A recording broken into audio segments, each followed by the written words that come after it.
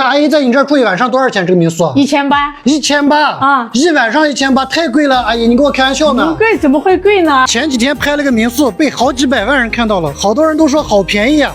今天再给你们推荐另外一家民宿，看看这家民宿怎么样？哎，阿姨，这是你们家民宿吗？啊，是的。你们家院子好漂亮呀！进来看一下吧。那阿姨在你这儿住一晚上多少钱？这个民宿1800。一晚上1800，太贵了！阿姨，你跟我开玩笑呢？不贵，怎么会贵呢？我把你带上去看看，你再说贵不贵。你看，这就是一个大标间，可以睡4个人。看，这还是一个标间，这边还有一个大床房，适合一家3口睡。走，楼上还有呢，我带你去看。你看，这个也是一间大床房，有空调，有电视。这是一个2x2的2个床，也有空调的。这还有一个标间，也是带空调。完了以后，这个整栋楼全是加起来是1800，全部加起来1800，对，全部加起来1800，不是一个房子1800，不是，全部加起来1800，而且还有免费的早餐。那阿姨，你这一整栋楼1800的话，你这一整栋楼能住多少人？14到15个人。14到15，对，那很划算呀，你们觉得呢？这就是我们的免费早餐，有馕、鸡蛋、奶茶、果酱。除了这个之外，还有这个葡萄也可以免费吃，还有这个杏子也是免费吃的，还有这个门口的桑子也可以免费吃的。那阿姨，除了这个一大家子人住1800以外，那一个人2个人来住多少钱呢？一间300块钱，一间房300